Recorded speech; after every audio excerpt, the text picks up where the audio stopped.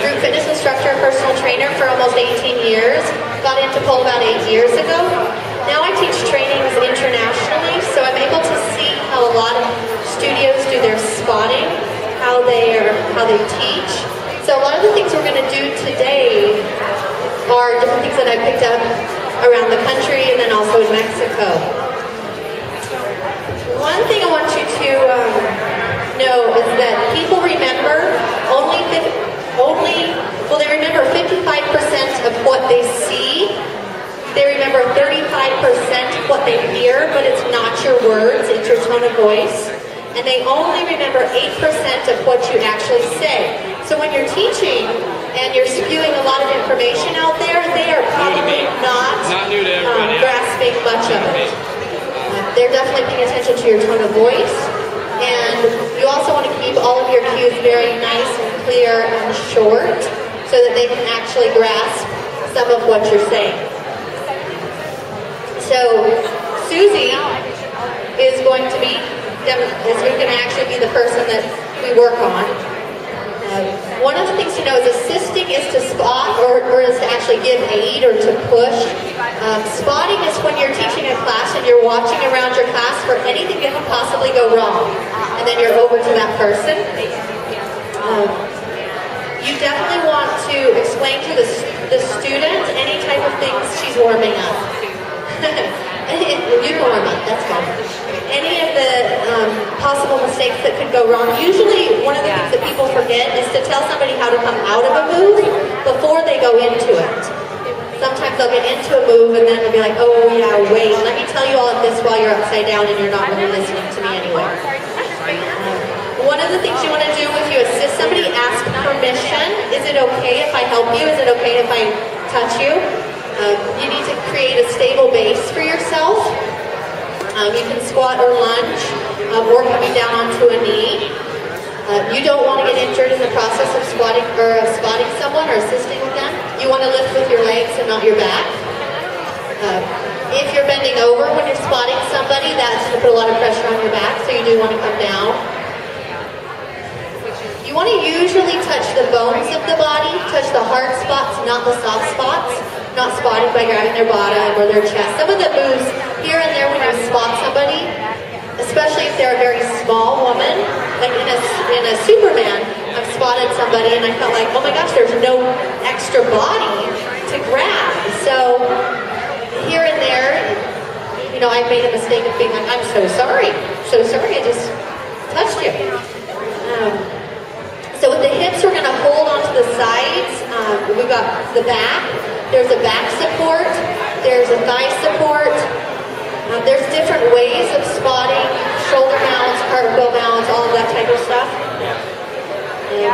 Do know you're not required to hold a person up.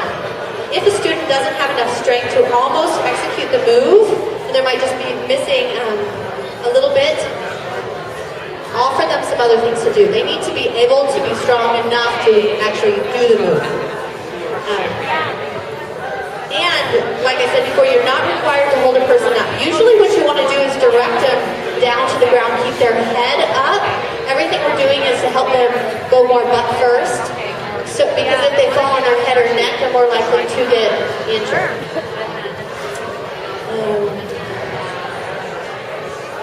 Okay.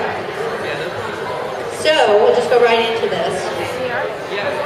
One of the things that, especially because I provide continuing education for the American Council on Exercise, we had to kind of make it a little bit very safe and step processes and how we actually teach this.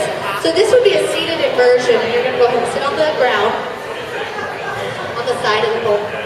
She's going to straighten her leg and bend this leg. So it's like a Valdez in gymnastics. I'm going to put my hand on her back and on her thigh. And actually come to this on a diagonal. Is it okay if I spot you? So I'm going to help her bring her leg around in front and the other leg behind. Now one of the things that can happen is they hit the ground a little bit quick if they haven't been practicing this, or we have them lay down first and start from the ground to first find where their legs need to be. So she's going to first bring her foot up and behind, she knows what she's doing, so it's a lot easier. And I make sure that she understands we're squeezing the legs together. It is a little bit more awkward to teach somebody from the ground, but at least this way you're doing it in a much safer place. And then go ahead and bring that down. So sitting up more into the Valdez position, we're straightening the legs. She's going to push off with this leg. You can actually do it. We don't have to pretend you don't know. And then I'm going to move to her hips. Now, this is more what I would do if she's up higher. Oftentimes with somebody who's doing it from the ground, they're actually not going to be able to do this position. They'll put their shoulders on the ground. So you'll just make sure they're looking up at the sky and will slowly come down. Just going to bring her back onto the ground and then slowly come all the way down. So go ahead and do it one more time. Actually, go ahead and stand up. We're going to skip through a lot of things because there's some fun, interesting ways of spotting. Yeah. People love it. Nope, really not ready. I'm sorry. Okay. So I'm just going to have you kick up. Okay?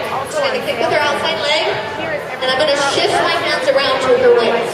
Now with this, I'm actually going to hold on to the soft part, because if she falls, I've got her hip bones in place. So she can't fall through it. If I'm holding here on her hips, it's more likely I'm just going to get her pants as she comes down. Right? So right here, and then just going to tuck her head. We're going to slowly come down. I'm going to squat down. Okay.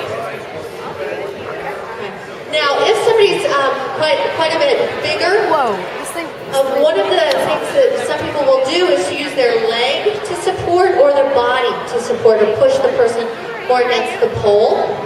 Go ahead and stand up. And this is also helpful to arrange the legs, because I can let go and just keep my body on her, and I can move her legs. And here's the thing, okay, I say move the legs.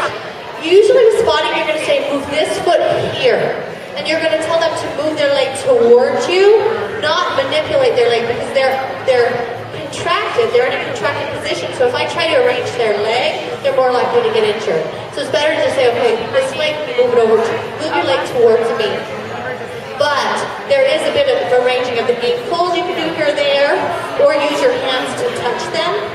But you've got to do all of that very carefully, any of the manipulation of the body. Yeah. Oh yeah, to touch it. So if I'm telling them a lot of words, they're not even paying attention. They're just like, oh my gosh, I'm upside down. So move this leg here. I'll show you with the body. Yeah, go ahead and do it this way. So I'm going to be right here. Go ahead, pick up. I've been looking for a romper here in town. And go ahead and bring your body down a little bit lower. So she's really good at getting a little bit high. You can see my chest is really in her back. And so her butt's more on my shoulders. So I'm pushing her against the pole slightly. And it actually feels very secure. One of the ways you can understand how these things feel is to actually have somebody spot you and arrange their hands differently. This feels very secure. So go ahead and mesh your legs up a little bit. Just move them. And so from here I can be like, okay, move this leg up, or I can just bring the legs together. So I can hold her here. So I've got my chest pushing against her lower back. Okay? And then like a baby. So that's using the body is really helpful, because your arms are not that strong, but you've got a lot more body weight. So if you have somebody, you can press them to the pole. It doesn't hurt either when you press them. It doesn't hurt them. Alright, so go ahead and come up. I'm going to use my leg. Now what I want you to do is just do an inversion and keep your body relatively close to the ground. So kind of butt out. Yeah. Like you're just hanging.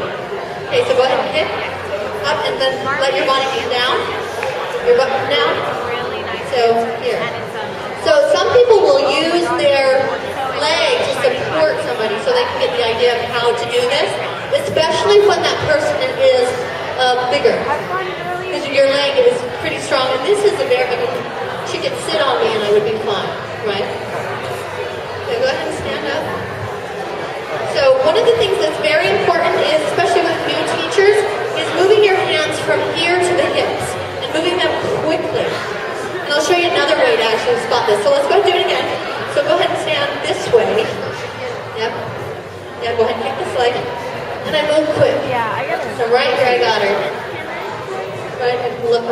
what I've got. And then we'll go ahead and come down. And you can actually just kick down. You don't have to go all the way down. Okay? So there's another hand position. It's more of a back tuck hand position. So go ahead and stand like that, right like this. Go to the full like you're going to invert. And what I'm going to do as an instructor is this. Now this for you might be like, oh, this is awkward because it's going to make a bit of sense. But your hands are already where they need to be for the person who's upside down. So that will be how you would spot for the back tuck. Yeah. So here, look to the side. I'm going to, yep. So I'm right there. Okay? Go ahead and come back down. And let's go ahead and we'll do it facing this way so you can see. Over the other side. Right here. Yep. So right there. Okay? So that's a back tuck grip. Now, it makes a lot of sense when somebody's doing a shoulder mount. We'll do a shoulder mount. Do it facing them so then I can see your hand. So my hand is underneath and I'm right here. Right? Then go ahead and come down. Good. Any questions with that? So it's just a little bit of an awkward position at first for the spotter, but their hands are already there. Remember, we do have a nice tight grip in the waist so the hips will fall through. And the other thing is your students feel a lot more secure with doing these things if you really have them. You know, if their pants are falling down, your hands are sliding down their legs, they're not going to feel as secure. A lot of teachers have other teachers spot them who they know really have their back.